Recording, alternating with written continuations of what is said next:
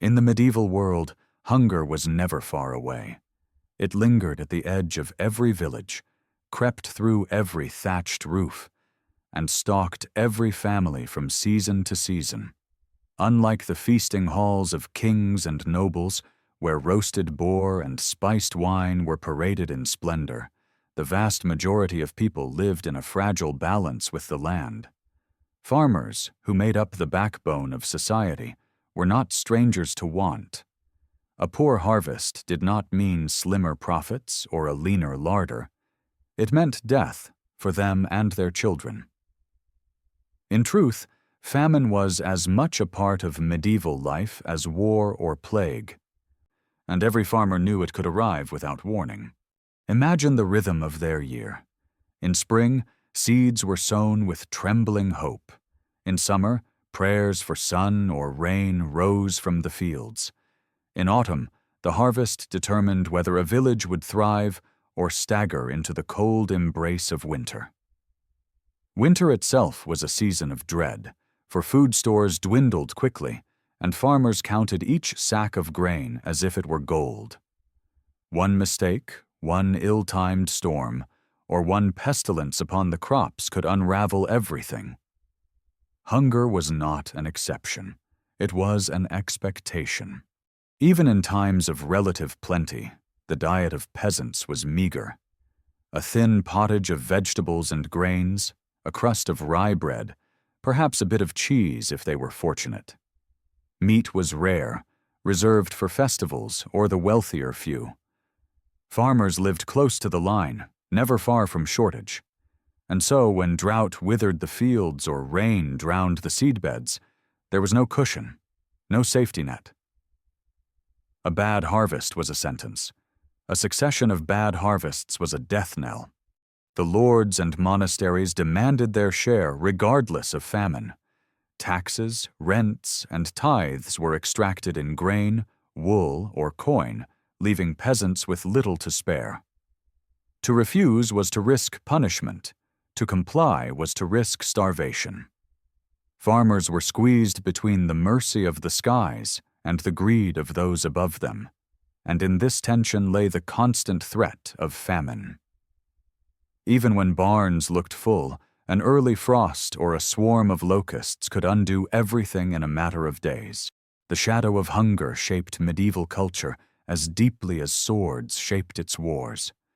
Songs, prayers, and rituals spoke of the fear of empty fields. Tales warned of famine as divine punishment, a scourge upon the sinful. In chronicles and sermons, hunger was written of not as chance, but as a weapon wielded by God. For the medieval farmer, survival was not just labor, but supplication. Every furrow plowed was a prayer, every seed scattered an act of faith. We must not imagine famine as sudden drama, but as a slow, suffocating descent. First came the rumors, reports of failed crops in nearby villages, the tightening of markets, the rise in bread prices. Then the meals grew smaller, bread stretched with barley husks, stews watered thin. By the time true famine arrived, bones pressed against skin, children cried through the night, and families dug for roots in frozen ground. This was the world medieval farmers lived in, not one of abundance, but of constant uncertainty. And yet, despite this relentless threat, medieval society endured. Villages rebuilt after famine, fields were sown again, and life continued.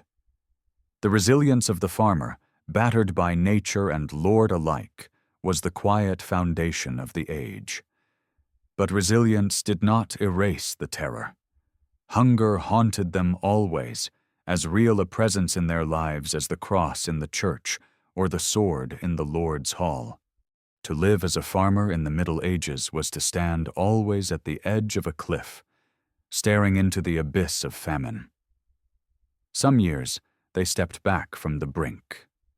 Other years, they fell headlong into disaster. But the fear never left them, and it shaped their world in ways both seen and unseen. If survival in the medieval countryside depended on the harvest, then every detail of farming life carried immense weight. The tools, the crops, the labor of men, women, and children, all combined to form a fragile chain that could snap with the slightest strain. To a modern eye, the medieval plow or sickle might look crude, but to the farmer, these were lifelines. The heavy plow, with its iron-tipped blade, allowed them to break the stubborn clay soils of northern Europe, turning rough land into fertile furrows. Yet even this innovation required oxen or horses to pull it, wealth not every peasant possessed. Those too poor worked with wooden hoes, spades, and hand tools, their harvests smaller, their struggle greater. The crops themselves determined survival. Wheat, the grain of kings and nobles, was highly valued but not always practical. Barley and rye were more reliable, though they made coarser bread, darker and bitter to the taste. Oats thrived in wetter climates, feeding both people and animals. For vegetables, peas, beans, onions, and cabbages were staples, planted in small plots close to homes. Every village depended on this narrow range of crops, and because there was little variety, disaster was always near. If blight struck wheat, or mildew ruined rye, or the rains destroyed oats, there was no replacement. The harvest was a gamble with few winning hands. Farming was a collective effort. Men plowed and sowed, but women worked no less, tending gardens, weeding fields, preserving food, and spinning wool to supplement household income. Children joined the labor as soon as they could walk, scaring birds from crops, gathering firewood, fetching water, and helping in harvest. Farming was not an occupation. It was a relentless cycle of toil binding the whole family. When famine struck, it was not only the harvest that failed, but the very rhythm of life itself. The open field system, common in much of Europe, divided land into long, narrow strips. Families did not own the fields outright, but held rights to cultivate them under the watchful authority of their lord. Rotation was practiced. 2 fields planted, 1 left fallow, to preserve soil fertility, though yields were still low compared to modern farming. At best, 1 bushel of seed might return 4 or 5 bushels at harvest, barely enough to sustain a village after tithes and taxes were taken. When the margin was so thin, even a modest loss was devastating. Harvest time was both joyous and terrifying. The entire village turned out with sickles and scythes, racing to gather the grain before storms or rot could spoil it. Songs and laughter might fill the fields, but beneath the cheer ran a current of fear. Would the harvest be enough? Granaries and barns were filled, but they were guarded like treasure, for grain was wealth, power, and survival. To steal from a granary was a crime often punished by death, for it was not merely theft, but an assault on life itself. Beyond crops, livestock formed another fragile pillar of survival. Cows gave milk, sheep gave wool, pigs fattened quickly on scraps. But animals required pasture and fodder, which in turn depended on the harvest. In times of scarcity, livestock were slaughtered prematurely, and once gone, they could not easily be replaced. The loss of a cow or horse could cripple a household for years, leaving them unable to plow fields or produce milk for children. The farmer's tools, their crops, their livestock, all were linked in a web of survival. But this web was stretched so thin that the smallest misfortune could unravel it. A broken plow, a diseased ox, a late frost, a swarm of pests. Any one of these could spell disaster. The farmers of the Middle Ages lived by their hands, but their fate lay always in the hands of nature. Their harvests were fragile as the lives they sustained. Each furrow turned, each seed sown, was a wager against the whims of weather and the cruelty of chance. and though many seasons passed in peace, every farmer knew that famine was never more than a failed harvest away. For the medieval farmer, rain was both salvation and curse. In just the right measure, it coaxed grain from the earth, fattened livestock pastures, and filled rivers for mills and fishing. But rain was fickle, and its absence or excess could spell catastrophe. A drought might turn fields to dust, while relentless rain could rot seed in the soil or drown entire harvests. Farmers lived with their eyes fixed on the skies, reading omens in clouds, winds, and the flight of birds, for their very lives depended on the moods of heaven. Drought was the most terrifying of enemies. In the parched summers that sometimes gripped Europe, fields yellowed under the merciless sun. Crops withered before they ripened, and wells ran dry. Families trudged miles for water, carrying buckets from streams that themselves grew shallow. Livestock weakened, their ribs showing through thin hides, and entire herds might perish before winter. Even when some crops survived, they produced little, their grains small and stunted, barely worth the back-breaking effort to harvest them. A single summer of drought could plunge a village into hunger, but too much rain could be just as destructive. Cold, wet summers in northern Europe were dreaded nearly as much as drought. Instead of nourishing the fields, excess water rotted the roots of wheat and barley, spreading mold and mildew across the ears of grain. Fields became bogs where oxen sank and seed vanished under mud. The harvest spoiled before it could be gathered, and barns filled not with golden sheaves, but with damp, useless straw. For the farmer, watching a year's labor dissolve into nothing was more than despair. It was terror, for winter was already on the horizon. History provides grim testimony. In 1315, the skies opened over Europe and refused to close. Heavy rains pounded the continent for months, destroying crops, drowning livestock, and washing away roads and bridges. Villages starved as markets emptied, bread prices soared, and famine swept across kingdoms. Corpses lined roadsides, chronicles tell us, and people ate cats, dogs, and even bark stripped from trees. This was no tale told by enemies. It was recorded by monks, officials, and farmers themselves. For 3 years, unrelenting rain brought death to millions. Farmers had little defense against such calamities. They dug ditches to drain fields, built raised granaries to protect harvests from damp, and stored hay for livestock in case pastures failed. But these were small shields against vast forces. Nature in the Middle Ages was not gentle or controlled. It was wild, merciless, and unpredictable. 1 year of fair weather might lull a village into hope, only for the next to deliver ruin. Survival depended not on mastery, but endurance. Yet even in the face of such cruelty, farmers sought meaning. When drought came, prayers and processions were held, relics of saints carried through parched fields in the hope of rain. When floods struck, penance was urged, for surely God was punishing sin. Natural disaster was never seen as random. It was divine judgment, or perhaps witchcraft, or even the devil's hand. Faith offered a fragile comfort where no practical solution could be found. The memory of failed harvests lingered long in the hearts of farmers. Even in good years, granaries were guarded jealously, for everyone remembered the times when fields had betrayed them. Fear of drought or flood was passed down in tales and warnings, shaping the culture as deeply as it shaped the land. To farm in the Middle Ages was to gamble with the sky, and more often than not, the sky won.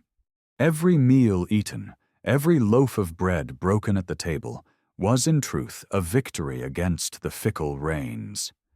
The farmer's battle was not only with soil and sweat, but with clouds and storms beyond their control. And each year, as seeds were sown again, they prayed not just for growth, but for mercy. When the harvest failed and granaries stood half empty, survival demanded creativity, desperation, and grim compromises. Medieval farmers and their families became masters of stretching meager supplies, wringing nourishment from what little remained. Scarcity was not an unfamiliar foe. It was a recurring visitor, and over generations, peasants developed methods to endure its cruel visits. Some methods were ingenious, others pitiful, but all were born of necessity. Bread, the cornerstone of the medieval diet, was the first victim of famine. In prosperous times, peasants baked coarse loaves from rye or barley flour, dark and heavy but sustaining. When grain supplies dwindled, they stretched flour with anything at hand. Ground beans, chestnuts, acorns, even straw or sawdust. Such famine bread filled the stomach but weakened the body, offering little true nourishment and often causing illness. Chronicles describe villagers choking down loaves that tasted bitter, acrid, and barely edible. Yet hunger made every bite precious. Soups and pottages became thinner, watered down to last longer. Instead of hearty stews of vegetables, peas, and grains, famine pottages were little more than boiled weeds, nettles, or wild roots dug from the forest floor. Even tree bark, scraped and ground, found its way into cauldrons.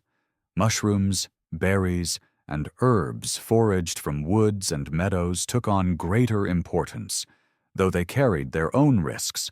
One poisonous misstep could turn hunger into tragedy.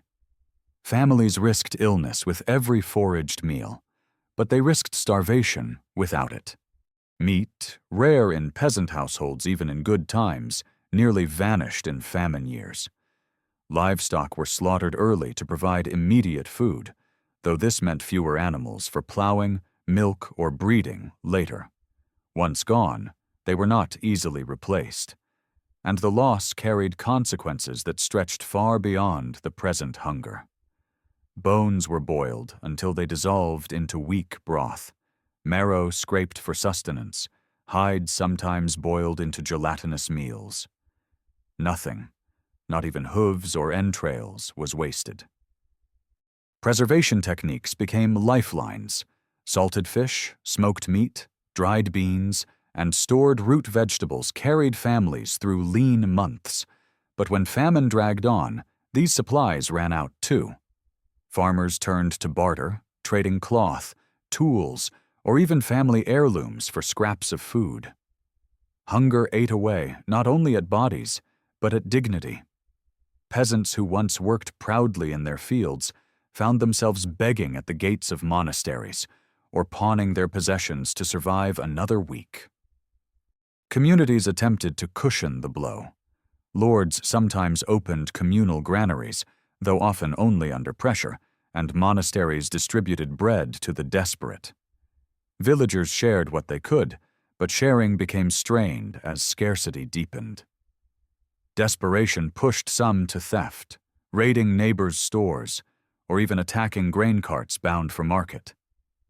Fear of famine turned trust into suspicion, and the bonds that held villages together often frayed under the weight of empty stomachs. In the harshest times, survival meant decisions unthinkable in ordinary years.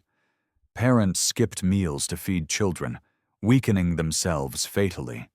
Families abandoned the elderly or infirm who could no longer work, cruel choices made under the shadow of starvation. Some chronicles whisper of cannibalism, though these may be exaggerated or moralistic tales. Still, such rumors reveal the depths of fear famine brought, where hunger stripped away humanity itself. Scarcity tested not only ingenuity, but endurance.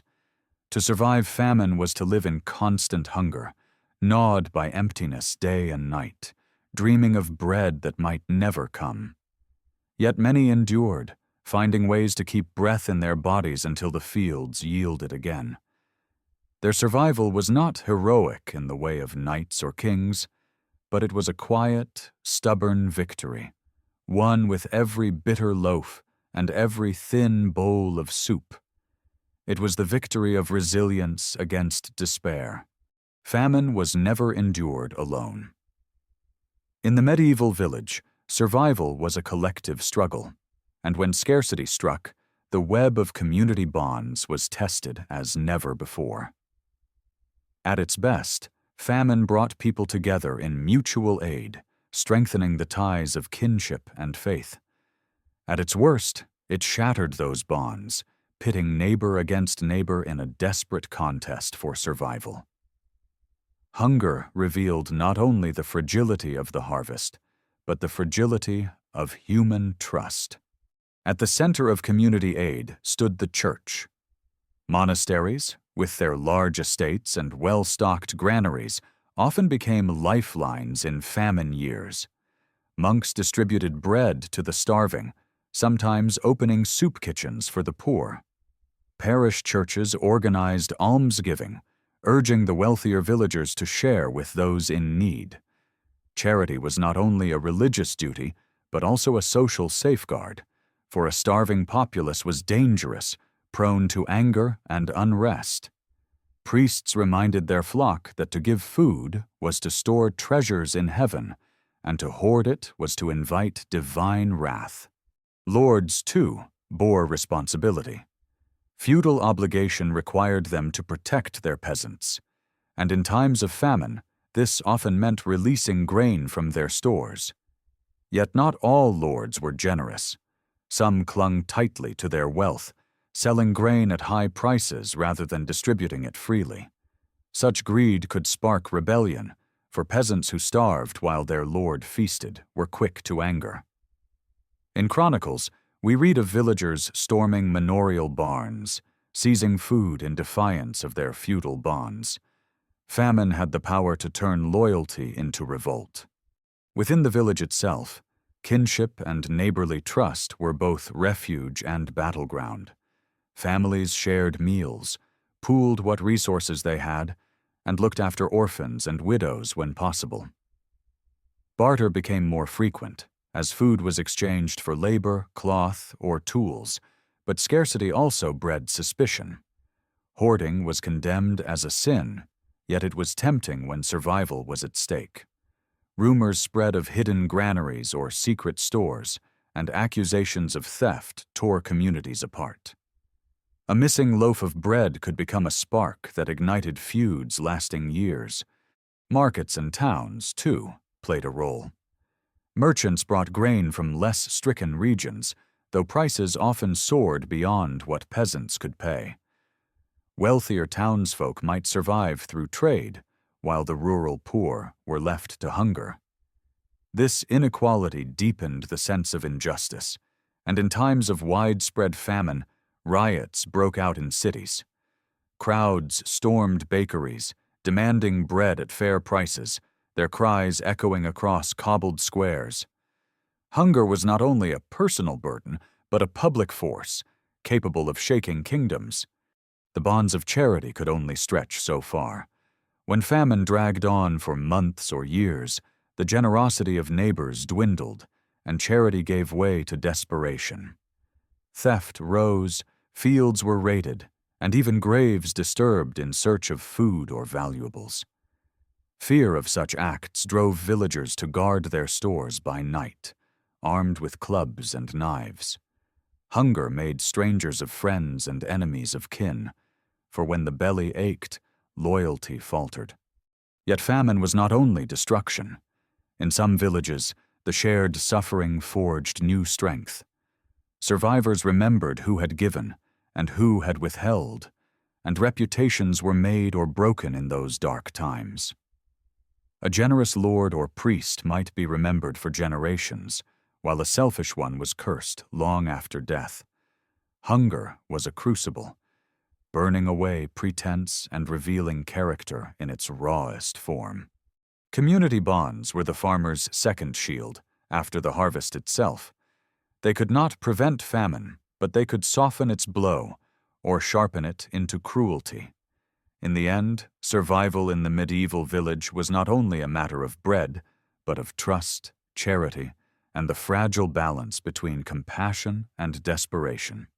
If famine was a slow and suffocating killer, disease was its swift and merciless companion. Hunger did not simply weaken the body, it opened the door to every sickness lurking in the medieval world.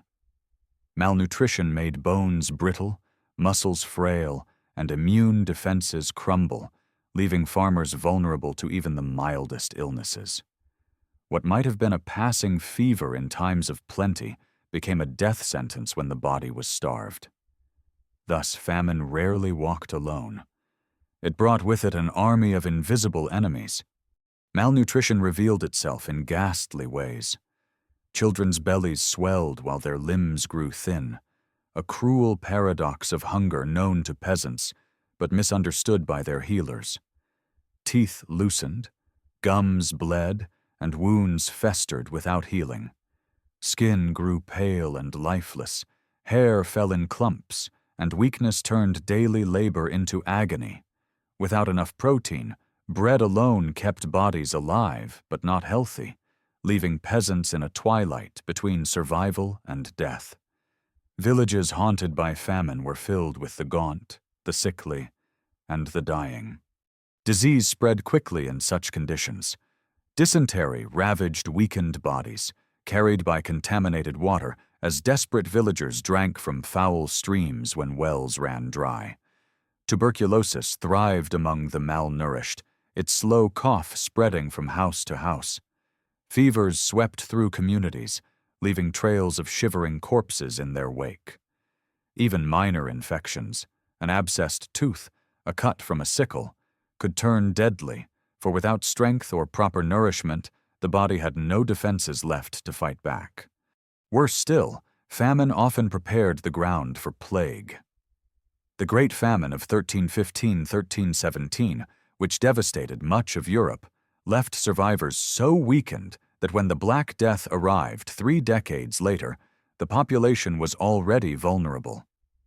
Chronicles describe whole families perishing, their hunger making them easy prey for the plague's relentless advance.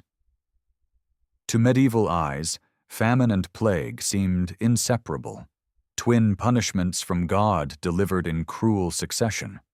The psychological toll was no less devastating. Villagers watched their children waste away, powerless to save them. Mothers who could not produce milk handed infants water or weak broth, knowing it might kill them but unable to do otherwise. Fathers labored in fields with hollow eyes, trying to coax food from soil that yielded nothing. When hunger became unbearable, some resorted to eating grass, roots, or even clay, filling their stomachs with things that mocked the body's need. Death from disease often came as a grim release. Healers and wise women attempted remedies, but with limited understanding. They prescribed herbs for strength, charms against fevers, or bleeding to balance humors, all of which did little to mend the deep wounds of hunger. Priests urged prayer, fasting, and penance, yet fasting seemed cruelly ironic in a time when fasting was already life itself. For the farmer, there was no cure but food, and food was precisely what could not be found. Communities tried to shield the weakest, children, the elderly, and the sick. Yet when supplies dwindled too far, hard choices arose. In some cases, the frail were abandoned to their fate, so the stronger might endure. The village graveyard filled with fresh mounds, and the church bells tolled daily, their sound a constant reminder of the invisible specter of disease. Thus, famine was never just hunger. It was a chain reaction of suffering, each link tightening around the farmer's neck. Hunger bred weakness, weakness invited sickness, and sickness delivered death. And still, each spring, the fields were sown again, as if defying the grave itself. The farmer's battle was not merely against empty bellies, but against the endless tide of sickness that followed scarcity like a shadow. Though famine was a recurring threat in medieval life, some were so devastating that they seared themselves into the memory of entire generations. Among these, none was more infamous than the Great Famine of 1315–1317. Its shadow fell across nearly all of Europe, and its horrors revealed the true fragility of medieval society when the harvests failed on a massive scale.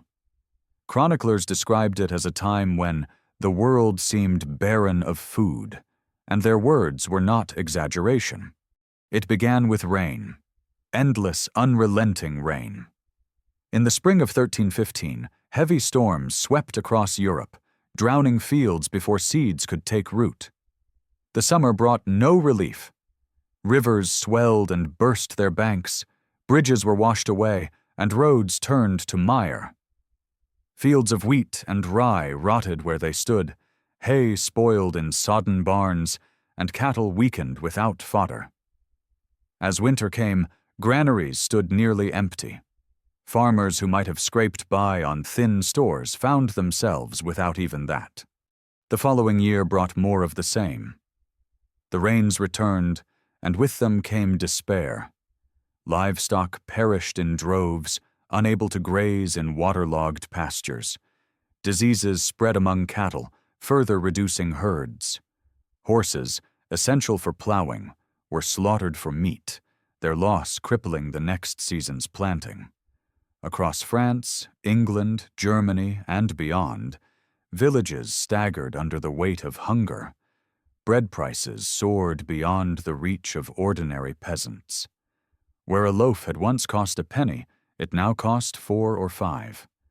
Markets collapsed as even the wealthy struggled to secure food. Chroniclers painted grim scenes. In some places, people stripped bark from trees and boiled it for nourishment. Others dug up roots, ate dogs, cats, or vermin. Parents abandoned children, unable to feed them, and children wandered roads in search of scraps. One account tells of people resorting to cannibalism, though whether this was literal or a moralistic warning, it shows the depths of fear famine inspired. The churchyards filled, and still the rains fell. By 1317, the catastrophe began to ease, but its scars remained. Historians estimate that between 10 and 25% of Europe's population perished in those 3 years. Those who survived emerged weakened, their resilience broken. And though the famine receded, its memory lingered, haunting a generation that would, just decades later, face the far deadlier specter of the Black Death. Nor was the Great Famine the only one. Earlier centuries knew their share of hunger. In the late 9th and 10th centuries, as Viking raids ravaged Europe, many villages were left unable to plant or harvest, leading to local famines. In the 11th century, droughts in parts of France and Germany brought starvation, recorded in annals as divine punishment. The 12th century saw similar shortages when wars disrupted trade, compounding natural scarcity with human greed. Famine was not a freak occurrence. It was a constant specter that could swell into disaster when weather, war, and pestilence converged. Each great famine reshaped society.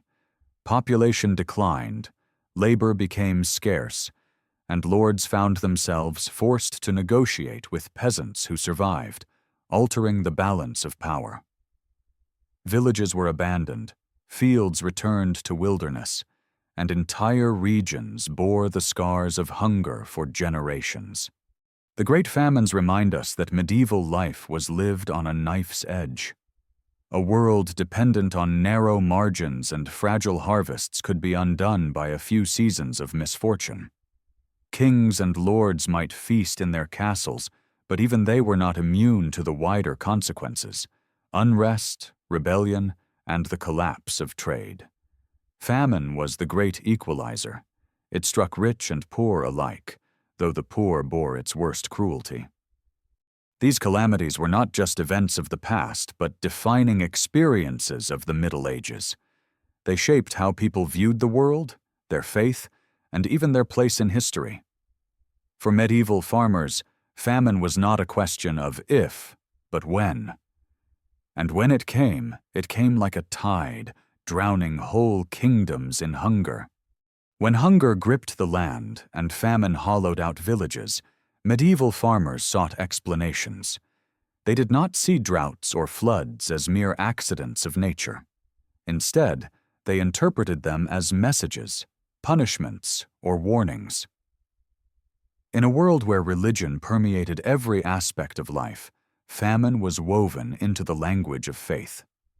God, saints, devils, and witches all had their part to play in the stories peasants told themselves to make sense of their suffering. For the church, famine was a divine chastisement. Priests thundered from pulpits that hunger came because people sinned.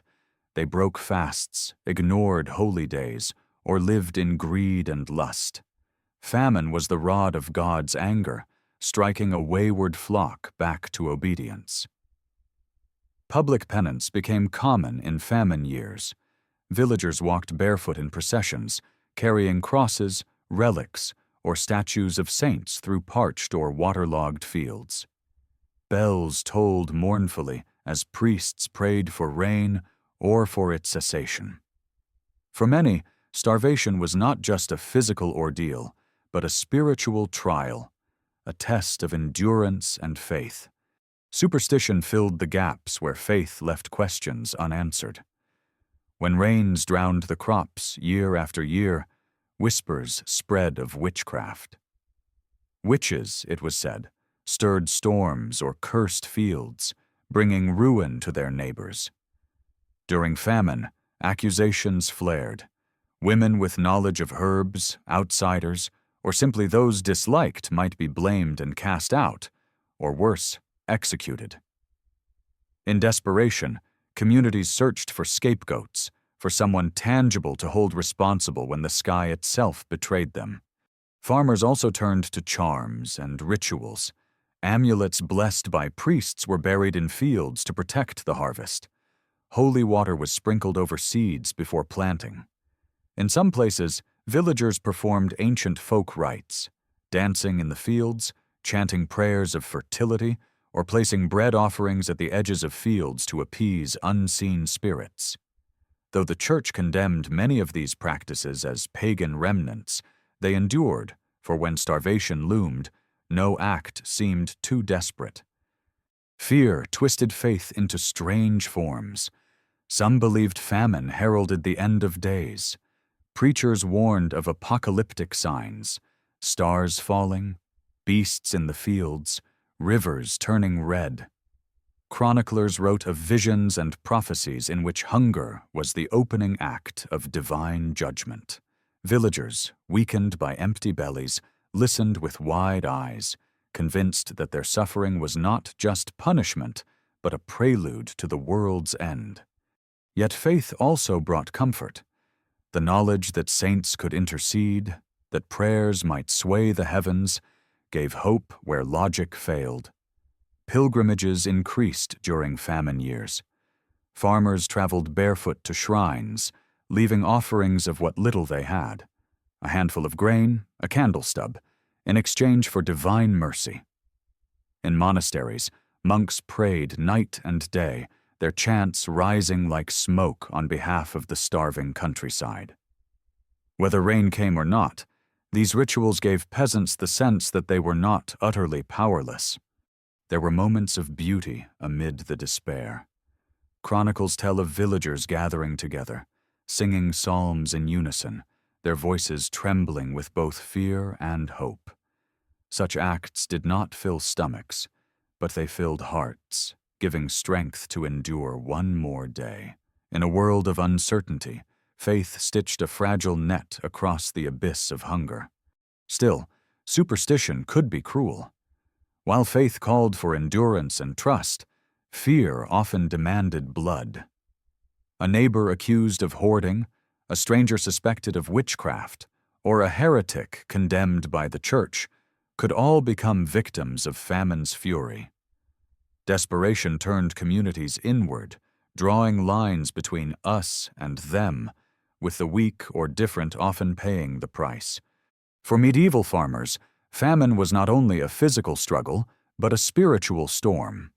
It tested faith, invited superstition, and drew communities to acts of both compassion and cruelty.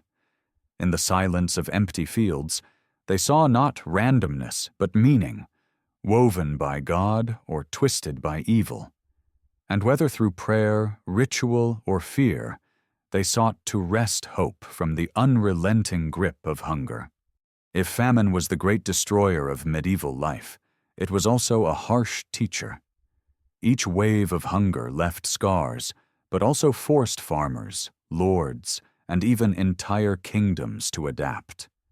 Survival demanded change, and though countless lives were lost to drought, flood, and blight, the constant pressure of hunger drove innovation. Small shifts in farming, storage, and organization that slowly transformed the medieval countryside. One of the most important lessons was the value of crop diversity. In early medieval centuries, villages often depended too heavily on a single grain, whether wheat, rye, or oats. When famine struck, it wiped out everything.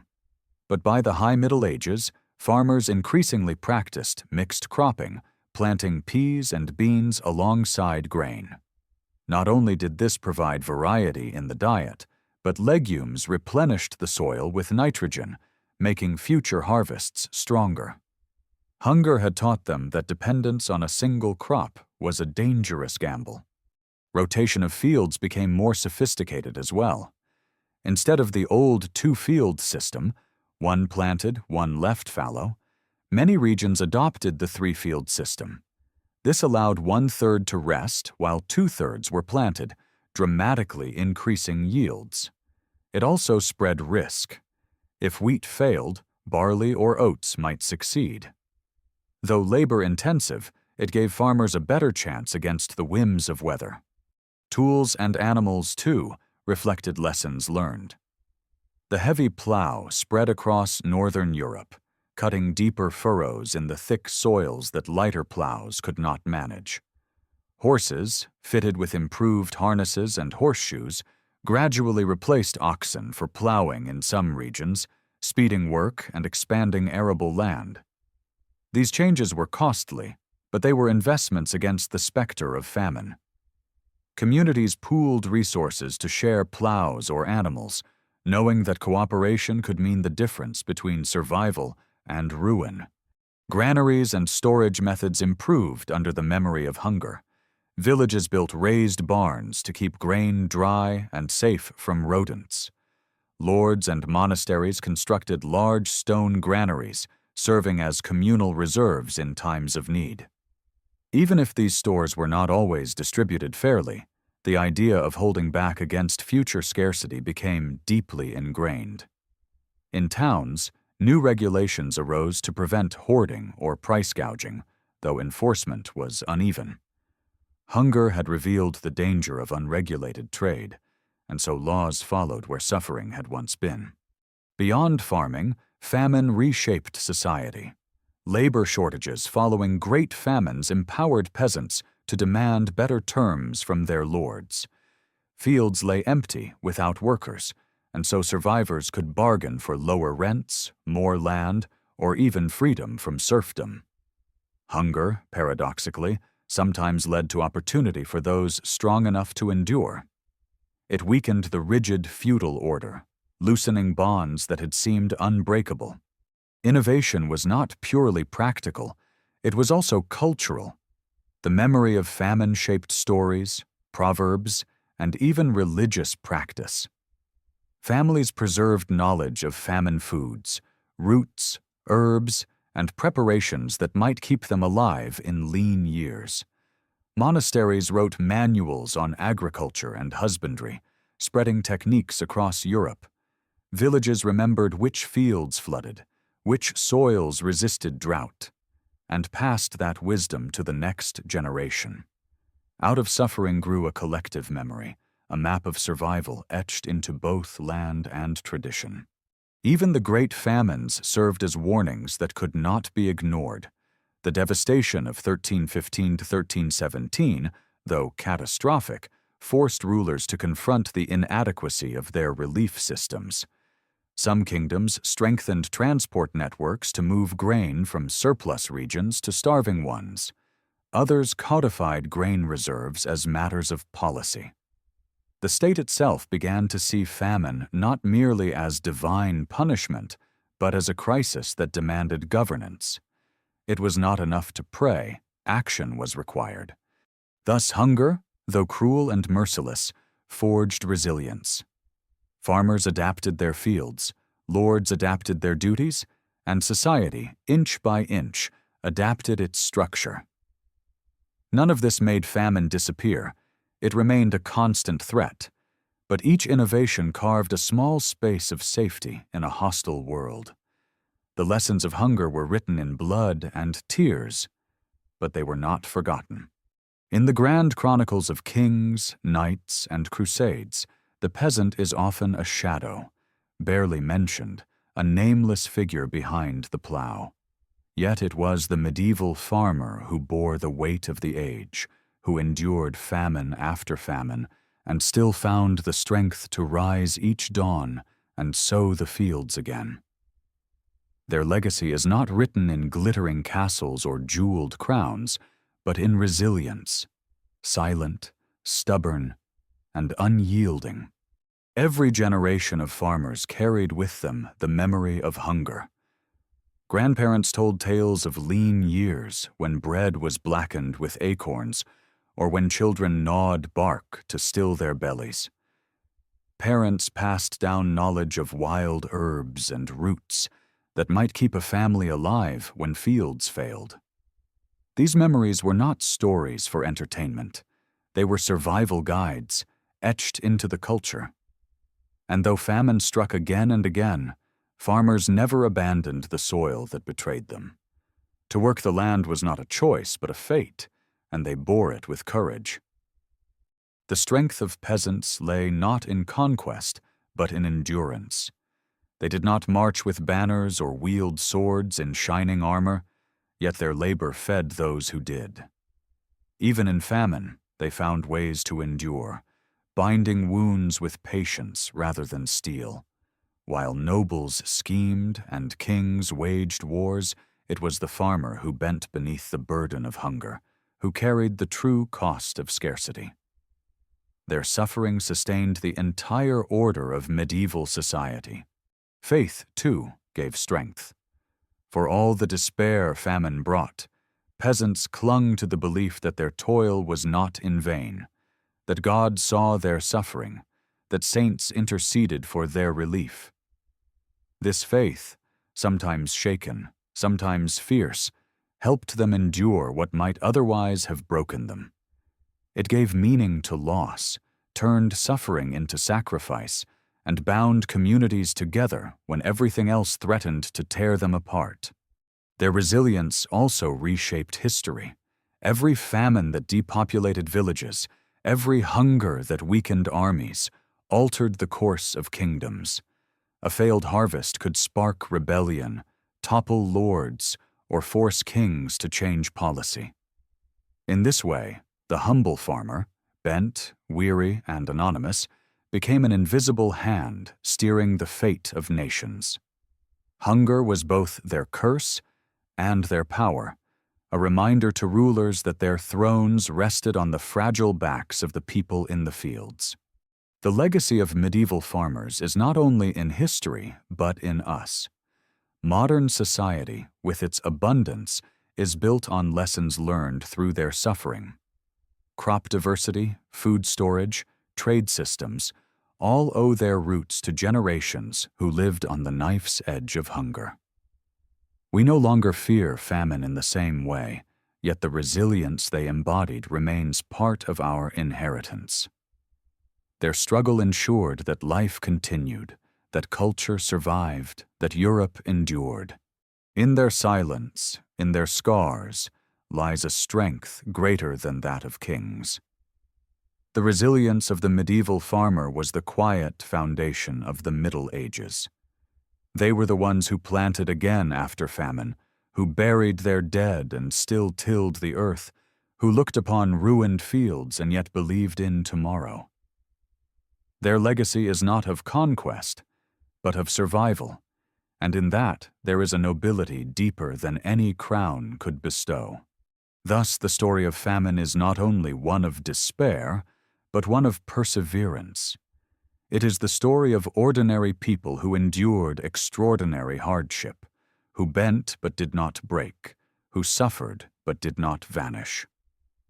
Theirs is the true triumph of the medieval world, that through hunger, disease, and despair they survived, and in their survival they carried civilization forward.